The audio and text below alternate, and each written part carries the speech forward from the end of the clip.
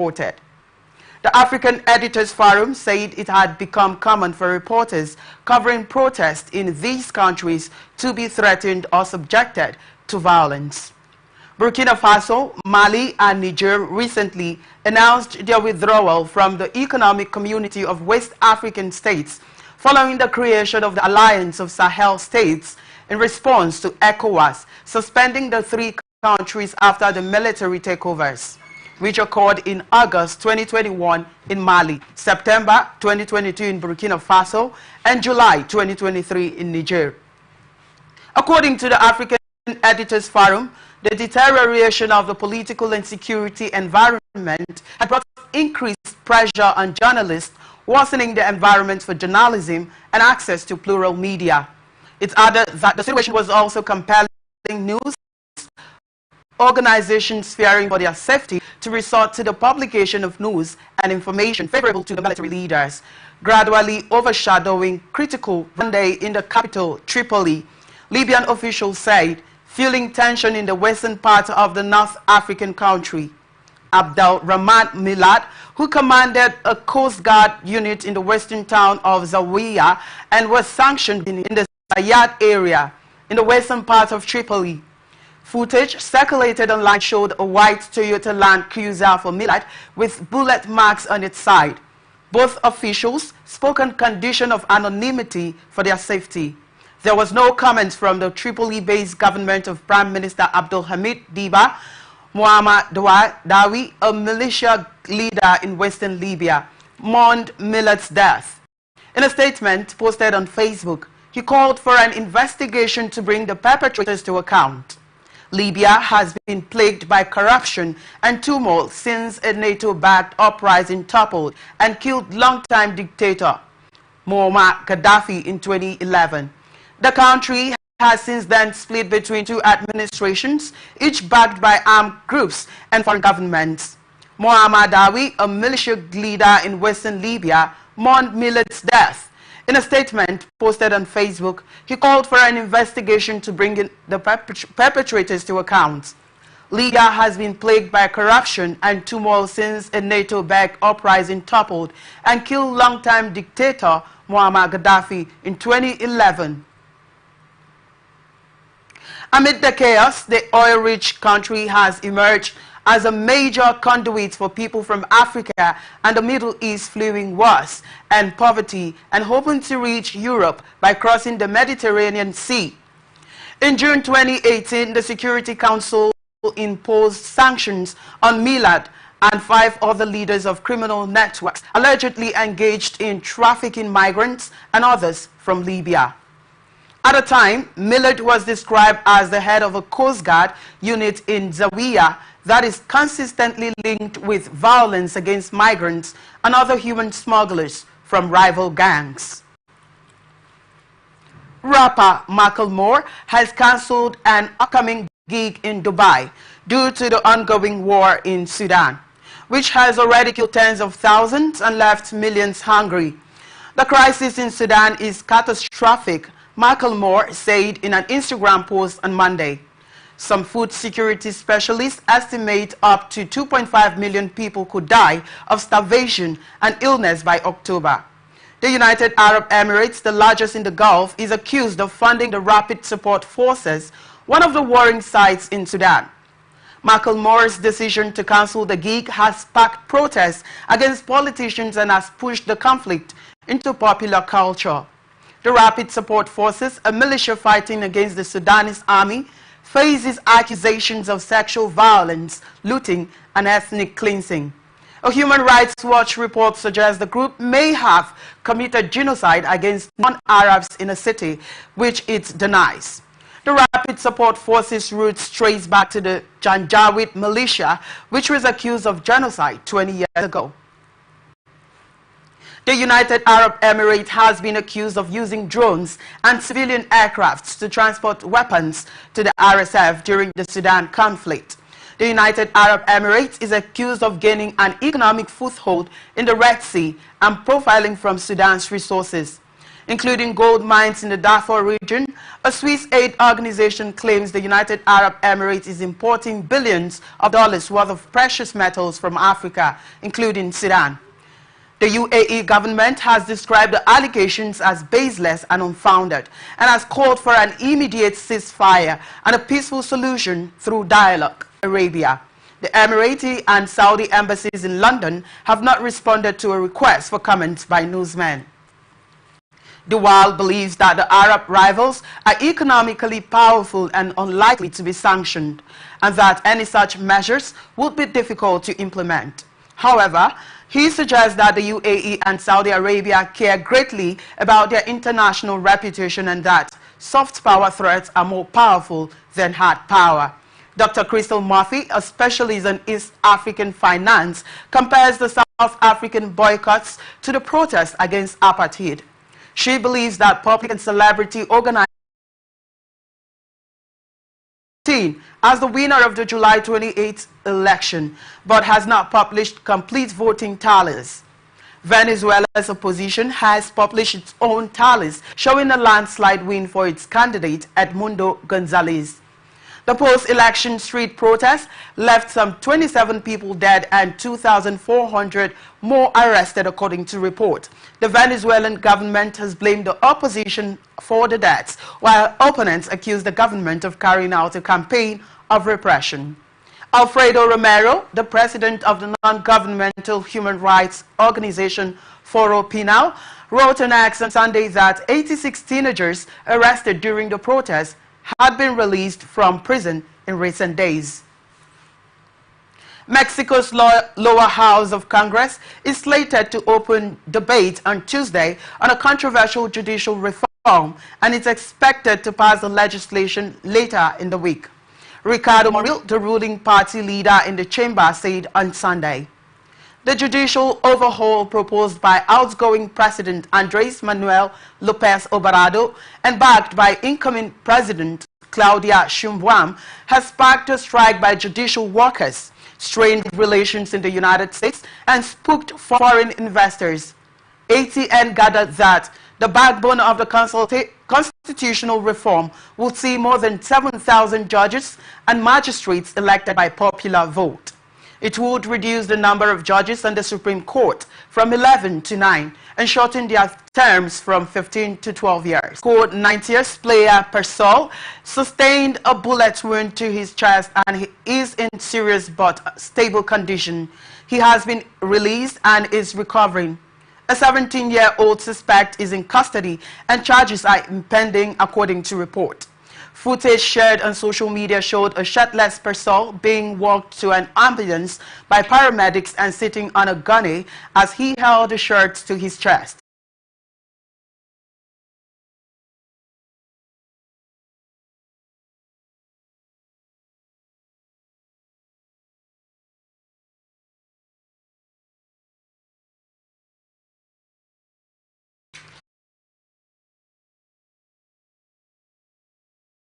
Kamala Harris. Trump has expressed concerns about legalization of the marijuana for personal use, stating that rules would need to prohibit its use in public spaces. DeSantis has argued that making cannabis legal for recreational use would turn Florida into San Francisco or Chicago, both in Democratic-run states. Cannabis sales reached over $1 billion between January and July this year. In California, sales reached $4.4 billion.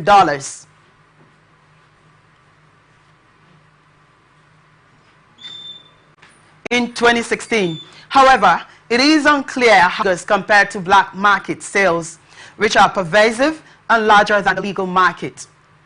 Trump has announced his opposition to a proposed amendment on Florida's ballot in November, which would expand abortion rights to 24 weeks.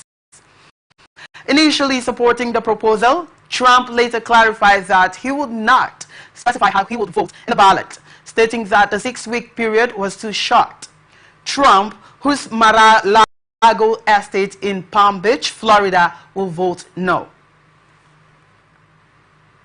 Vice President Kamala Harris has criticized former President Donald Trump over a recent controversy involving his campaign at Arlington National Cemetery, saying the military burial site is not a place for politics. Earlier in the week, the U.S. Army said a Trump staffer abruptly pushed aside an Arlington employee as they tried to warn his team about rules against filming in the cemetery. The event, attended by Trump on Monday, was to honor 13 U.S. military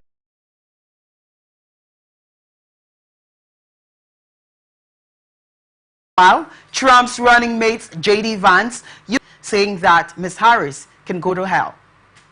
2 people on board, local authorities said. Both of them were killed along with the crash. For families and injuring others, authorities said. The crash happened in Fairview.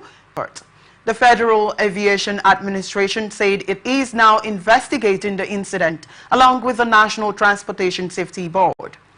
The crash happened around 10:30 p.m. on Saturday. Officials with the Multnomah County Sheriff's Office told reporters on Saturday. Authorities initially said 2 people aboard the aircraft were missing, plus 1 resident of the homes that caught fire. On Sunday, the Gresham Fire Department confirmed all 3 were killed. The identities of the victims have not been released. And on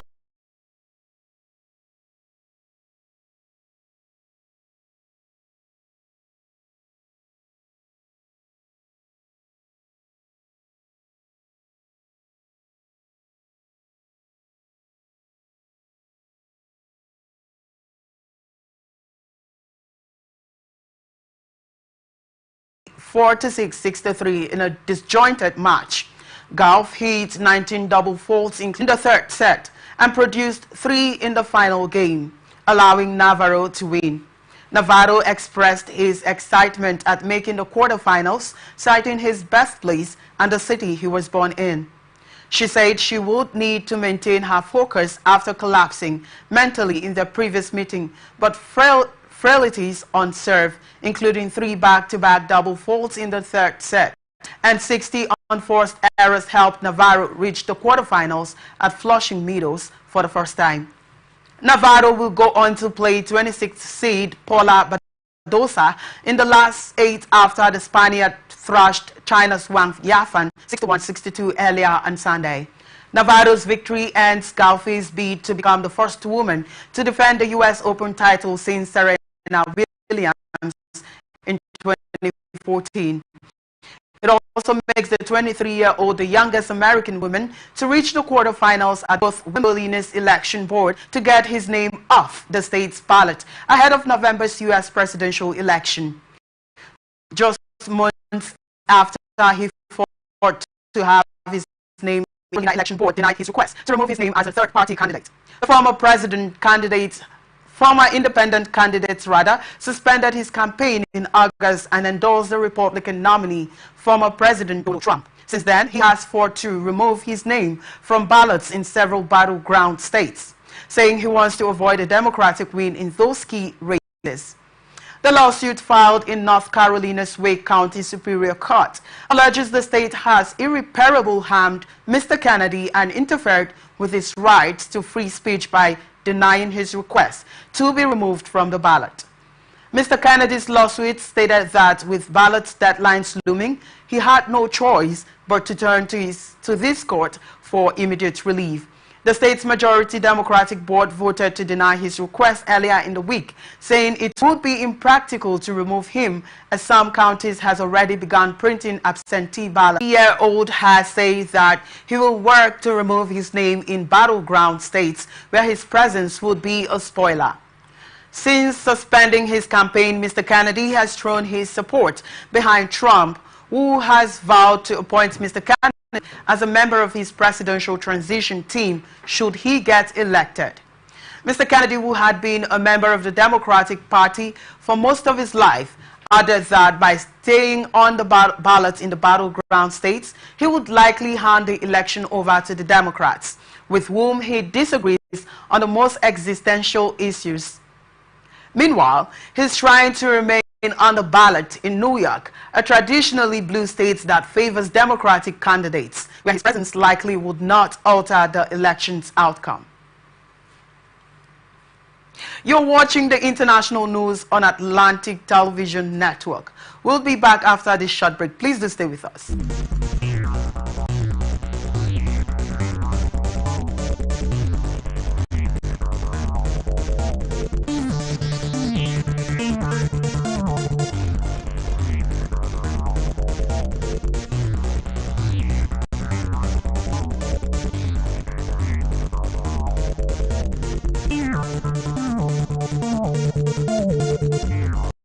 Welcome back to the broadcast of the international news on Atlantic Television Network.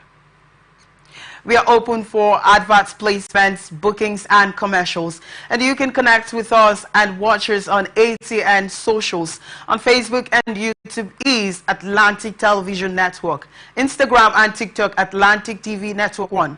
X, formerly Twitter, Atlantic TV Net. Watch us live on our website, Atlantic Nets of Death for Teenagers. Underscoring the urgent need to address the mental health challenges faced by the country's youth. Myanmar's military government will conduct a nationwide population and household census in October, state media said on Monday, paving the way for a promised election next year amid raging conflict across swathes of the country.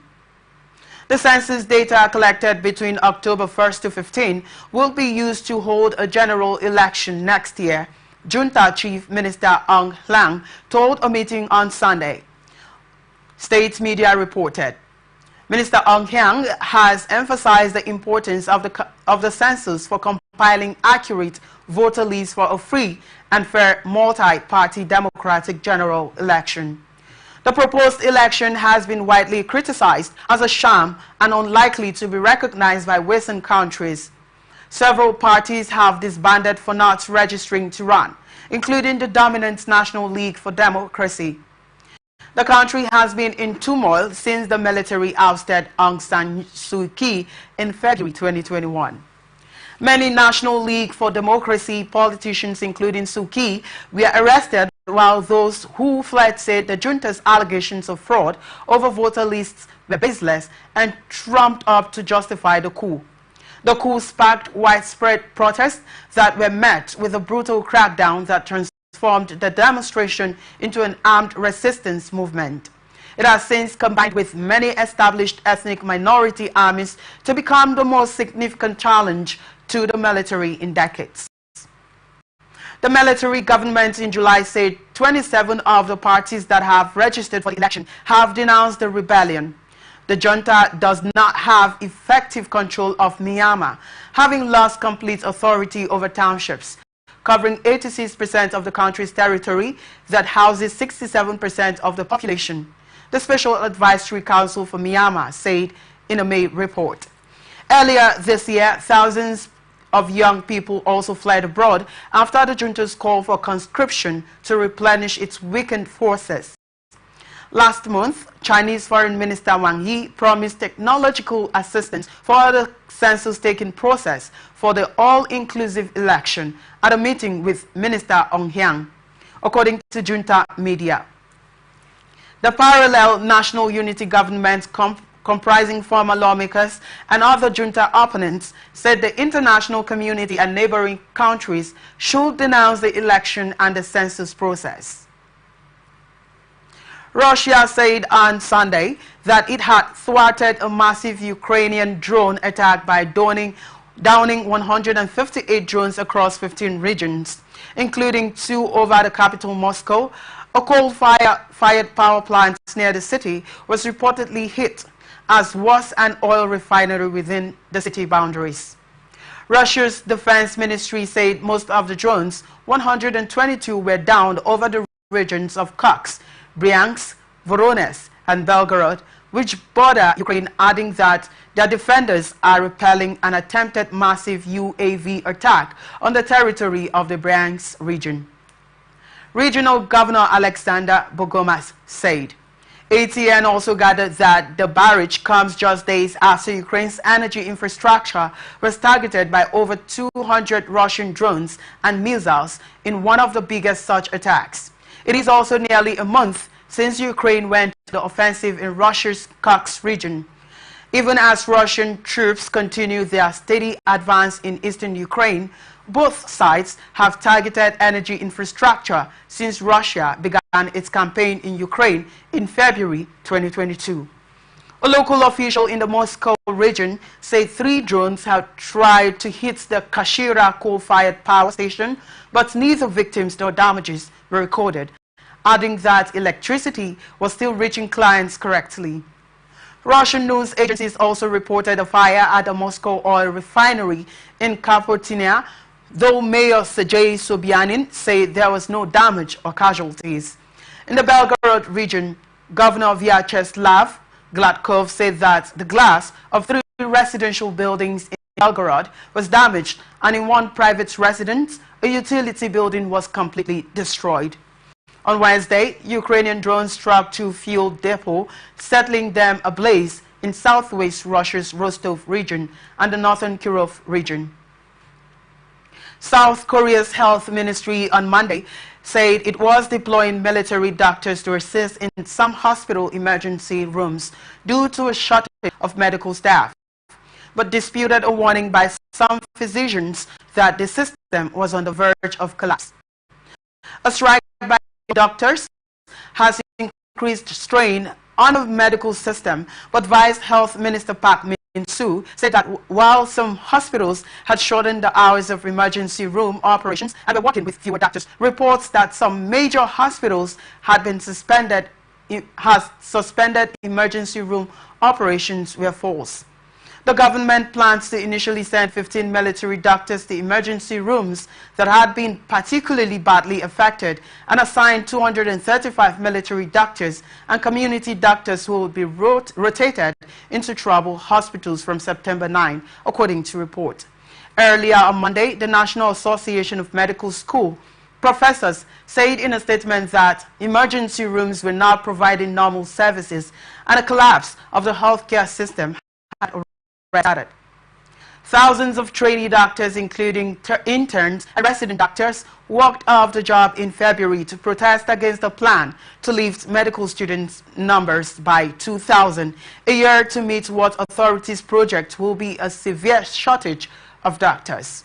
Hospitals which had relied on trainee doctors across multiple medical disciplines have had to turn away patients at emergency rooms, citing a shortage of staff, while existing doctors have experienced heavier workloads.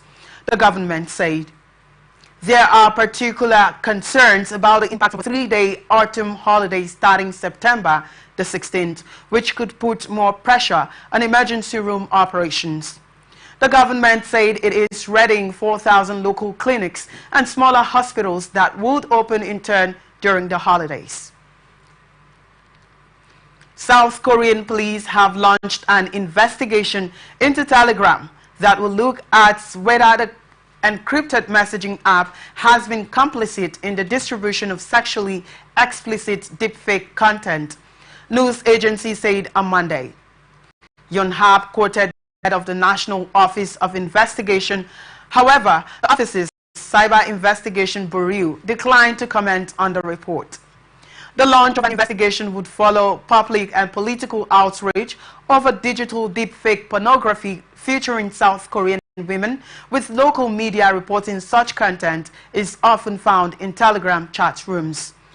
It would also go one step further than comments from the Commissioner of the National Policy Agency, Cho Ji-ho, earlier on Monday, who said his agency was reviewing whether to investigate secure messaging apps by charging them with abetting crimes. Authorities in South Korea last week pledged a crackdown on sexually exploitative deepfake crimes, one that has coincided with the French investigation into Pavel Durov, Telegram's Russian-born founder, as authorities there probe organized crime on the platform. Asked in Parliament about criminal activities on Telegram, Cho said investigations into secure message providers have proven complicated and time-consuming. Telegram did not immediately respond to requests for comment on Monday by newsmen. Last week, it said it actively moderates harmful content on its platform, including illegal pornography. South Korea is the country most targeted by deepfake pornography, with its singers and actresses constituting 53% of the individuals featured in such deepfakes, according to a 2023 report on deepfakes globally by Security Hero, a U.S. startup focused on identity theft protection.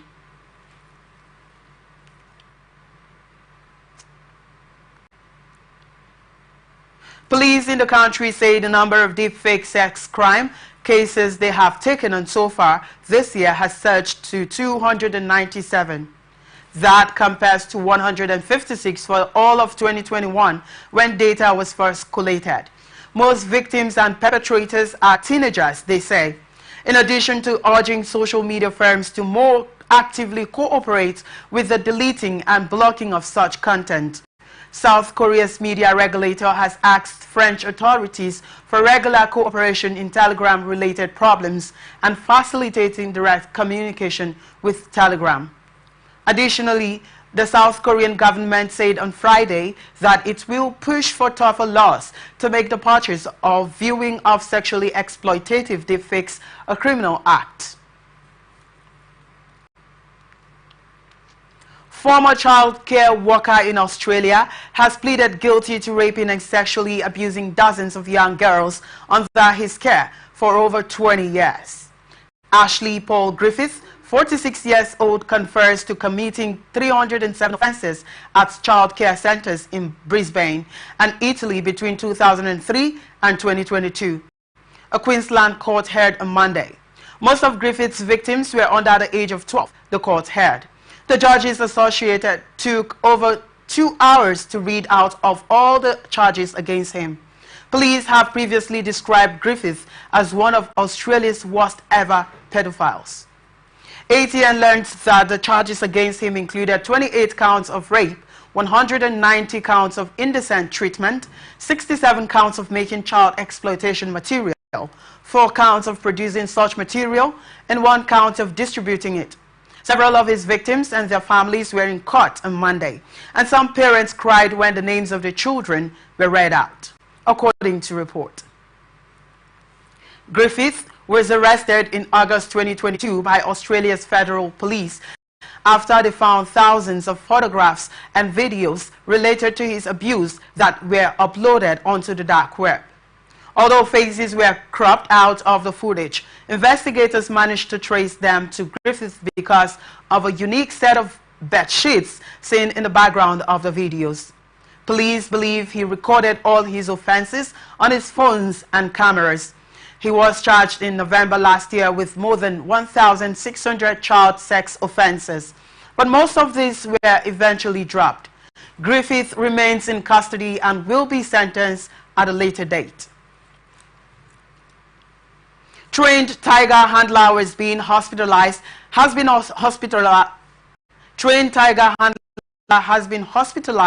with injuries to her arm after being attacked by one of the animals at an Australian theme park. Queensland Ambulance Service says the woman, who is in her 40s, is in a stable condition after sustaining cuts and scratches while walking at Dreamworld in Queensland, Gold Coast. The popular theme park, which is visited by almost 2 million people every year, is home to 9 Sumatran and Bengal tigers. Queensland Ambulance Service said medics were called to the scene at 9:01 local time on Monday, following an incident with a tiger, and that the woman was immediately taken to the Gold Coast University Hospital, where she remains. Queensland Ambulance Service Acting District Director Justin Payne told newsmen that she was quite pale and feeling unwell, but in general well, and was able to be transported, adding that she is one of the experienced and senior handlers there at Dreamworld. Dreamworld's Tiger Island attraction is one of only a handful of interactive tiger exhibits in the world, according to the theme park. It opened almost 3 decades ago and hosts 2 shows a day in which onlookers are invited to watch the animals glide underwater in a splash pool and eat their daily meals during feeding time. According to local media reports, there have been a string of incidents in the enclosure over the years, including when a then 9-year-old male Bengal tiger, Kato, bit 2 handlers back in 2011. A Dream World spokesperson said that the company's focus now was to provide the employee involved in Monday's attack with immediate support.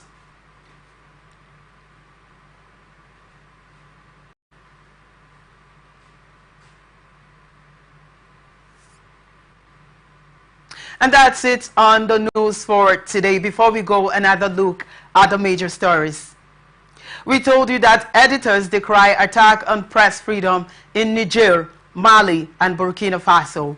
And also, most wanted human trafficker killed in Tripoli. Congress to also debate controversial judicial reform. NFL players shot during attempted robbery. Harris criticized Trump over Arlington Cemetery dispute. And also, teenager girl suicide kills pedestrian. That's it on the international news for today. Thank you so much for staying tuned. I am Victor Peter. Wendy comes up with business news. Please do stay with us. You can follow us on our social media platforms, X, formerly Twitter, at Atlantic TV Network, Facebook and YouTube at Atlantic Television Network, Instagram at Atlantic TV Network. Watch us live on our website, atlanticnetwork.tv. Peace and unity are the pathways to progress. Thank you.